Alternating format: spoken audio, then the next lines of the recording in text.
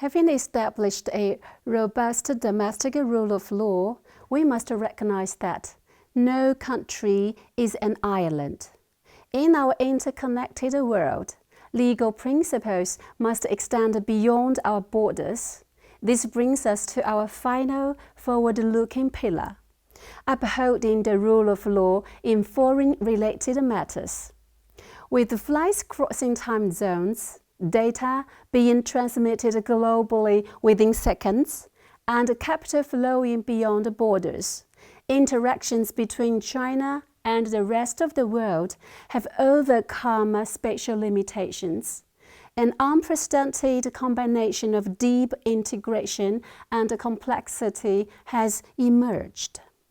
Consider these scenarios.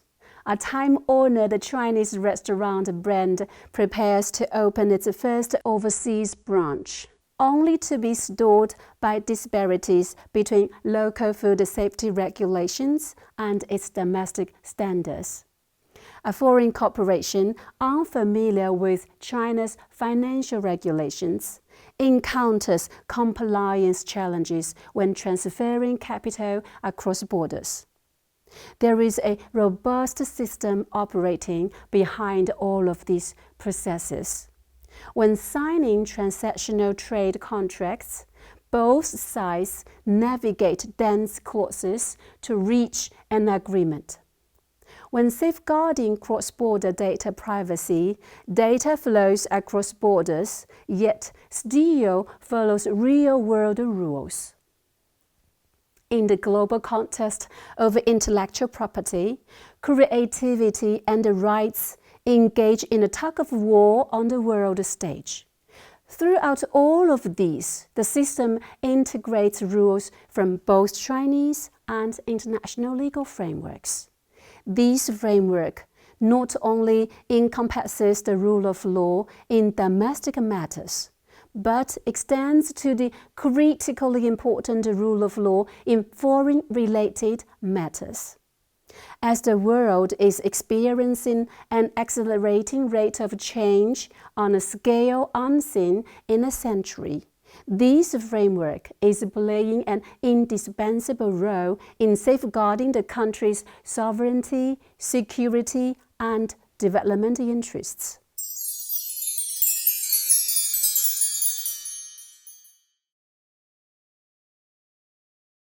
This brings us to the initial proposal of the rule of law in foreign-related matters. The rule of law in foreign-related matters is a comprehensive concept. It includes the parts of China's domestic rule of law that involve foreign and international elements. It also encompasses China's role in building the international rule of law through participation in international legislation, law enforcement, and judicial cooperation. We may envision the world as a vast global community of nations. Countries in this community have many interactions with each other.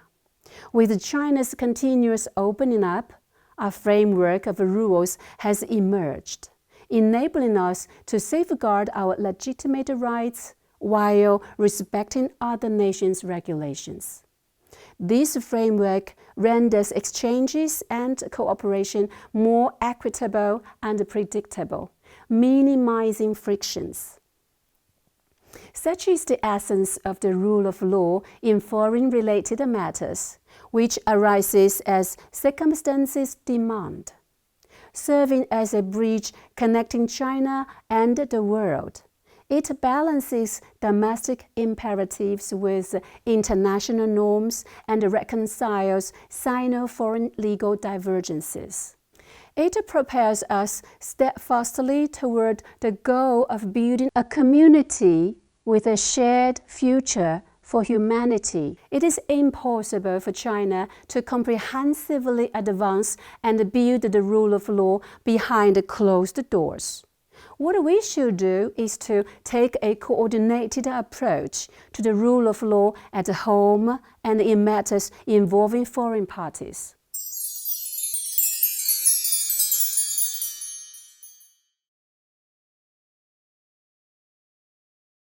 With the proposal of this crucial concept, the next logical question is, how has it been put into practice? The answer lies in tracing the development of the rule of law in foreign-related matters. The rule of law in foreign-related matters of China has shown sustained and significant progress in important areas such as legislation, judiciary, and law enforcement. As some scholars have noted, this endeavor is not only a grand and ambitious undertaking, but also a vibrant reflection of our times. This progress can be seen in three key areas, beginning with the foundational layer, foreign-related legislation. Foreign-related legislation is a prerequisite for the rule of law in foreign-related matters. Foreign elements have been infiltrated into all levels, departments, and fields of China's legislation in the new era. As of the end of January 2025, among the 305 current effective laws, 54 are specialized foreign-related laws, and 153 others contain foreign-related clauses. Among the 594 effective administrative regulations, more than 90 are specifically foreign-related administrative regulations.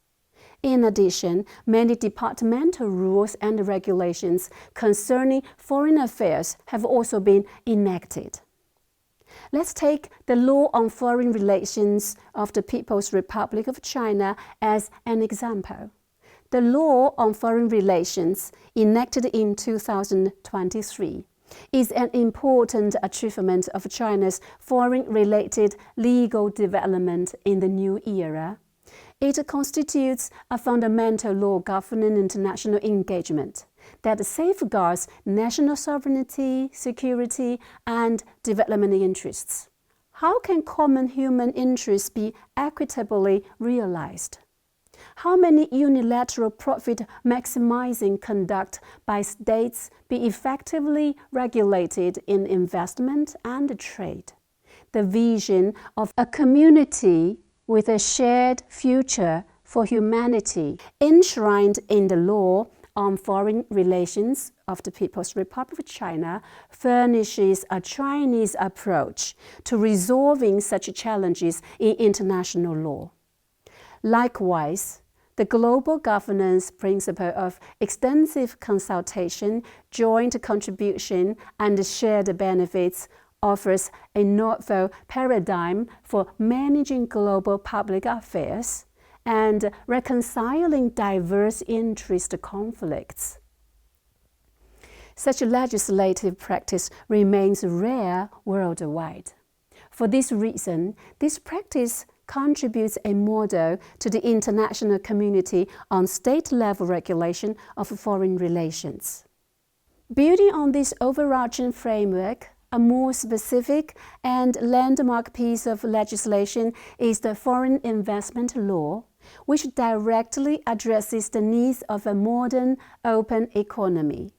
When undertaking overseas investment, are you concerned about regulatory transparency, protection of advanced technologies, and risks of discriminatory treatment? The Foreign Investment Law establishes a comprehensive legal safeguard framework for foreign investors in China. It explicitly articulates principles for promoting foreign investment and safeguards the lawful rights and interests of foreign invested enterprises. This legislation dispels the concerns of foreign investors. It not only ensures operational security for international investors, but also advances equity in global business rules, solidifying China's standing as the world's most credible premier investment destination.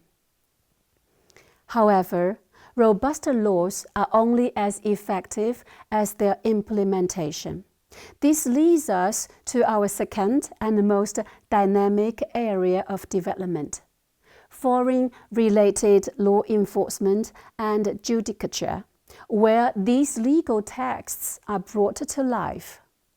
Foreign-related judicature and law enforcement are indispensable and important parts of the system of the rule of law in foreign-related matters, and their essence is to put those laws and regulations concerning foreign-related matters written on paper into every specific matter. The following example serves as a powerful testament to how this principle translates into action, demonstrating its profound impact. It is about the first court case applying the anti-foreign sanctions law. Article 12 of Anti-Foreign Sanctions Law stipulates that no organization or individual shall implement or assist in the implementation of discriminatory restrictive measures taken by any foreign country against Chinese citizens or organizations, where any organization or individual violates the preceding paragraph, thus infringing upon the legitimate rights and interests of Chinese citizens or organizations. The Chinese citizens and organizations may file a lawsuit to the People's Court to request the cessation of infringement and compensation for losses. In 2023, a Chinese company signed a shipbuilding contract with a foreign company. Later, the foreign company suspended the performance of its contract obligations due to sanctions from a third country.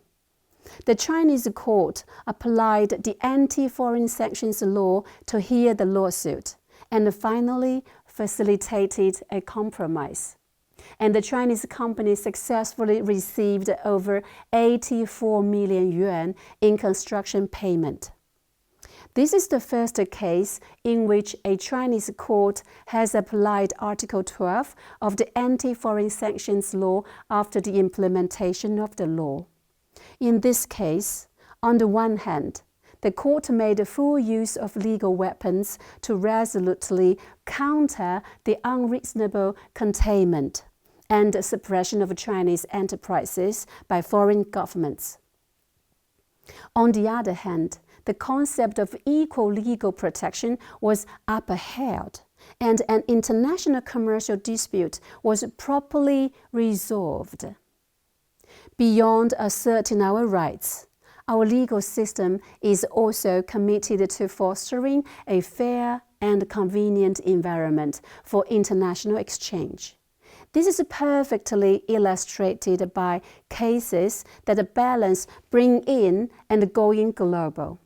It's about the case of French chef Jérôme Touveron. We have built an increasingly well-defined, transparent, and stable rule of law ecosystem, coupled with accessible platforms for international economic dispute resolution and equal protection of lawful rights and interests for both domestic and foreign parties.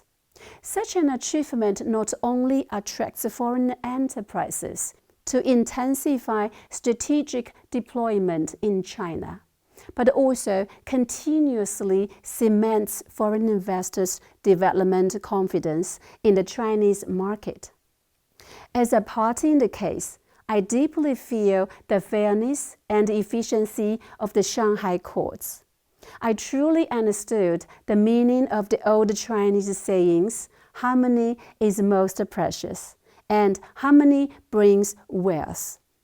This experience makes me more confident in starting a business in Shanghai. At a business salon organized by the People's Court of Xuhui District, Shanghai, Touveron from France shared his experience.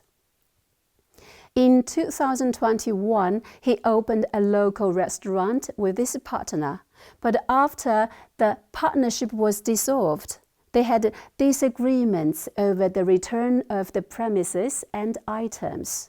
Among these items was a set of souvenirs that meant a lot to Tu Furong. He filed a lawsuit at the Xuhui District People's Court. At the beginning of the case, the judge suggested mediation and patiently organized more than 10 rounds of evidence exchange. The judge also came to the restaurant to inspect the scene and identify each piece of evidence. With the unremitting efforts of the judge, Tu Furong and the other party reached a compromise. To institutionalize this fairness and convenience, China has taken proactive steps by establishing local international commercial courts. From 2020 to 2024, China established local international commercial courts within 12 intermediate-level people's courts. These courts have centralized jurisdiction over foreign-related commercial cases, as well as cases involving foreign-related factors or open economy matters. Since their establishment, the 12 local international commercial courts have adjudicated cases in a lawful, impartial, and efficient way. In those cases, market entities from over 110 countries were involved, with disputes covering cross-border investment, production, services, trade, finance, and other fields. To facilitate foreign-related litigation procedures, these international commercial courts actively enhanced the foreign-related service mechanism and improved efficiency through electronic service and other mechanisms. They also enriched the functions of online services for cross-border litigation and provided cross-border litigants with services such as online case filing guidance, inquiry, witness entrustment, registration, and case initiation. Additionally, by cooperating with universities or partnering with professional institutions, they also built platforms for ascertaining foreign laws. And complementing these formal courts, we have seen the vigorous growth of diversified dispute resolution mechanisms, offering parties more flexible and efficient options.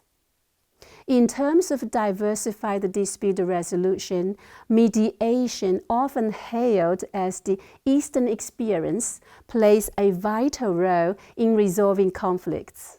The Hangzhou International Commercial Court and the Hangzhou Council for the Promotion of International Trade also pioneered the International Commercial Mediation Cloud platform to resolve disputes online. It has introduced many international mediation institutions and Chinese and foreign mediators. In 2019, a foreign company sued a Chinese seller over the payment for the goods. The foreign-related commercial dispute was guided to the China Hangzhou Intellectual Property and International Commercial Mediation Cloud platform for mediation. After negotiation and confirmation, the two parties finally reached a mediation agreement. A sales contract dispute that lasted for more than 3 years and spanned the two countries was efficiently resolved within 2 months through online mediation and judicial confirmation, and the problem of arrears was effectively resolved, drawing a successful conclusion. In addition, in foreign-related civil and commercial cases, Chinese courts adhere to the principles of international law, implement treaty obligations in good faith, and accurately interpret and apply international conventions alongside customary practices. A number of landmark cases have been heard and publicly released. A large number of cases have also been included in the United Nations Commission on International Trade Law, that is UNCITRAL, cloud system. The UN Environment Programme Database and the World Intellectual Property Organization, that is WIPO, case collection. The judicial precedents and standards from these cases have gained wide recognition in the international community, effectively demonstrating China's philosophy, propositions, and successful experiences of the rule of law in foreign-related matters. A sophisticated legal environment requires more than judges and courts. It needs a full ecosystem of support. This is the focus of our third area, foreign-related legal services, which empowers parties to navigate this system effectively. EU, the world's largest small commodity market, advances the rule of law in foreign-related matters through internationalized case handling, globalized institutional collaboration, and innovative service models. For example, foreign mediators are engaged to resolve cross-border disputes. Multilingual policing support systems have been enhanced for expeditious handling of foreign-related affairs. The China-Africa Legal Institute and Belt and Road Legal Service corporations have been established. In the meantime, cooperative alliances with law firms in Spain, Japan, Singapore, etc. are forged, allowing the delivery of rapid response legal services for enterprises in more than 80 countries and regions. Besides, a cross-border trade compliance platform with tailored legal service modules, for example, e-commerce, maritime commerce, is launched to precisely address foreign enterprises' legal demands. By leveraging its small commodities economy, EU is building a robust framework for the rule of law in foreign-related matters, forging a distinctive Chinese model in foreign-related legal services.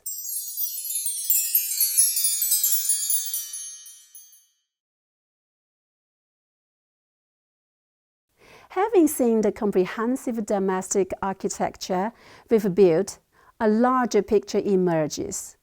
China's practice is not just for its own benefit. It offers valuable insights for the world. This brings us to our final and forward-looking segment, Chinese wisdom and global contribution. Extending China's rule of law experience to the process of constructing the international order is the primary path through which China contributes to the global rule of law. This contribution manifests in several forms. We will first explore the conceptual contributions China has introduced to global legal discourse. In the second half of the 20th century, China proposed the concept and the principle of shaping a new international order that is fairer and more equitable. At the beginning of the 21st century, the concept of a community with a shared future for humanity and the principles of extensive consultation, joint contribution, and shared benefits were further put forward by China. These concepts and principles not only pointed out the challenges and the threats faced by the contemporary world, but also promoted the basic idea of building global peace, security, prosperity, and development. They helped promote the leap forward in the concept of the rule of law in the international community. These innovative concepts naturally require tangible forms. which leads us to our institutional contributions, the concrete systems and the platforms we have helped establish. Since the turn of the 21st century, China has actively participated in the construction of the international legal system. China played a leading role in advancing the Paris Agreement on climate change and in the institutional development of the Asian Infrastructure Investment Bank and the Shanghai Cooperation Organization. Finally, beyond concepts and institutions, it is our practical contributions. And what better way to illustrate this practical contribution than with a final, concrete example: the global resonance of China's diversified dispute resolution mechanisms, an Eastern experience now gaining international recognition.